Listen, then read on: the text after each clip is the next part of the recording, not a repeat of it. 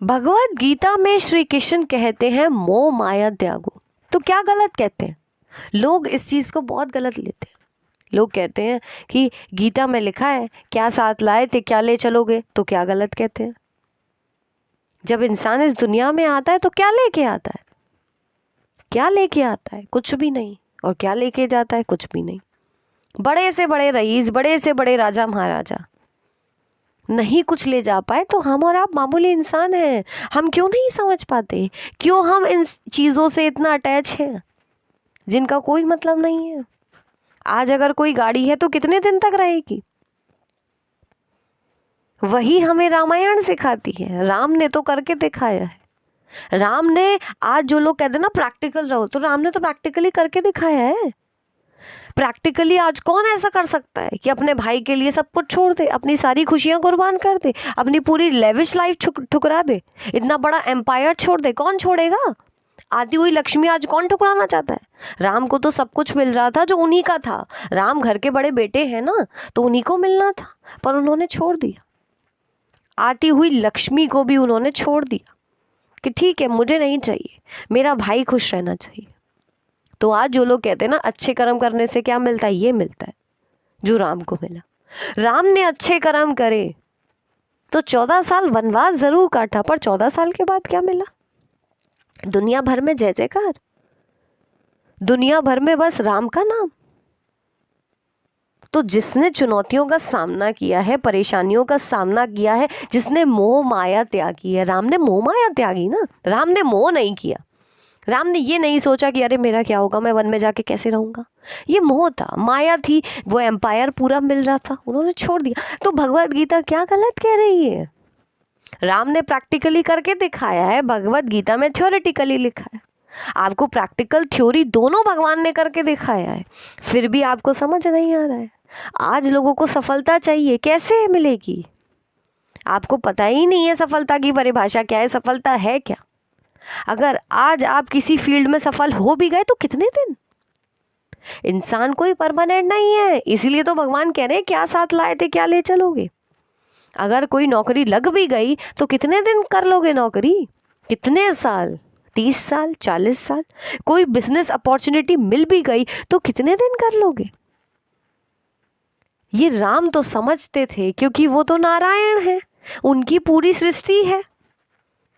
उन्होंने तो ये नियति पहले से ही मालूम थी कि ऐसा सब होना है। ऐसे ही अगर इंसान समझ जाए कि हर चीज़ के पीछे कोई ना कोई लॉजिक है, बुरे समय के पीछे भी कोई रीज़न है, राम के वनवास के पीछे भी रीज़न था, इसलिए उन्होंने कैकई से कुछ नहीं कहा। वो चाहते तो कैकई से लड़ जाते कि अरे आप मेरा हक कैसे छीन रही हो। जैसे आज इंसान करता है ना, अगर इंसान से उसकी कोई चीज़ छीन ली जाए तो वो कहेगा अरे आप मेरी चीज़ क्यों ले रहे हो। पर राम ने सवाल नहीं किया, ठीक है आप ले लो, कितने दिन? अगर एम्पायर ले भी लिया तो कितने दिन भरत चला लेगा? राम ने तो खैर ऐसा सोचा ही नहीं। मैं आपको समझाना चाह रही कि भगवान राम ने क्यों वनवास लिया, क्योंकि लाइफ में बनता वही है जो जीवन में जितनी चुनौतियों का सामना कर लेता है। जितनी जल्दी आप बुरा समय देख लोगे उतना अच्छा है, आप यूज्ड टू हो जाओगे, आप परेशानियों को फेस करना सीख जाओगे, फिर आपको प्रॉब्लम से डर नहीं लगेगा, फिर आप ये नहीं सोचोगे अगर ये नहीं हुआ तो क्या होगा। जैसे भगवान राम ने कभी सोचा ही नहीं कि अब मुझसे ये सब छिन गया है, मेरा क्या होगा, मैं वन में कैसे रहूंगा, मेरा परिवार कैसे चलेगा, सीता कैसे रहेंगी। सीता भी उनके साथ चली गई। उन्होंने तो, वो तो चाहते भी नहीं थे सीता जाए, फिर भी सीता उनके साथ चली गई। ये उनके अच्छे कर्म है ना। तो आप अच्छे कर्म करिए, अच्छे कर्मों का फल अच्छा मिलेगा, यही तो गीता कहती है। गीता में थ्योरेटिकली लिखा है, रामायण में भगवान राम ने करके दिखाया है। मोह माया त्याग देंगे तो फिर किसी भी चीज़ के आने का दुख सुख नहीं होगा, किसी चीज़ के जाने का दुख नहीं होगा, फिर आप न्यूट्रल हो गए। और यही तो गीता और रामायण सिखाते हैं कि दुख में दुखी क्यों होना। राम दुखी नहीं हुए तो हम और आप मामूली इंसान क्यों इतनी जल्दी दुखी हो जाते? राम को साधारण जीवन जीने में कोई परेशानी नहीं है ना। राम के पास रहने के लिए घर है वन में, ना अच्छे कपड़े पहनने के लिए, ना खाने के लिए बहुत अच्छा खाना है, ना जिंदगी जीने के लिए कोई बहुत अच्छी जमा पूंजी है, फिर भी वो जिंदगी जी रहे हैं। और हम और आप मामूली इंसान हैं जिनका कुछ भी नहीं है। राम जो नारायण है, विष्णु हैं का अवतार हैं, उनकी तो पूरी सृष्टि है, उनकी पत्नी स्वयं लक्ष्मी है, वो लक्ष्मी जिससे खान पान धन वैभव सब कुछ उन्हीं से है, वो राम।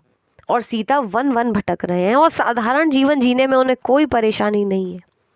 पर हम अगर थोड़ी सी भी परेशानी में आ जाए तो हम भगवान से लड़ने पहुंच जाते हैं। आज लोग कहते हैं कि जो जितनी भक्ति करता है वो उतना दुखी रहता है। तो राम वन में दुखी थे? राम तो बहुत खुश थे कि मैं जंगल का राजा बनने जा रहा हूँ।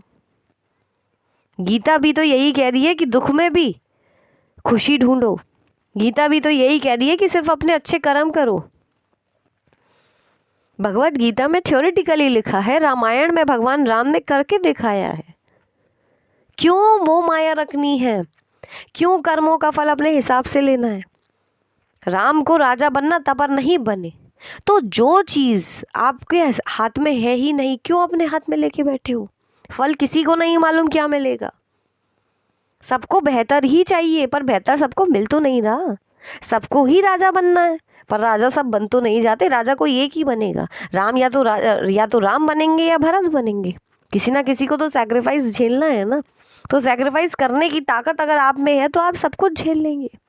एक राजा वही है जिसके अंदर सैक्रिफाइस की क्वालिटी है, वो हमारे राम में है। और वही हमारी गीता सिखाती है कि मोह माया त्यागो।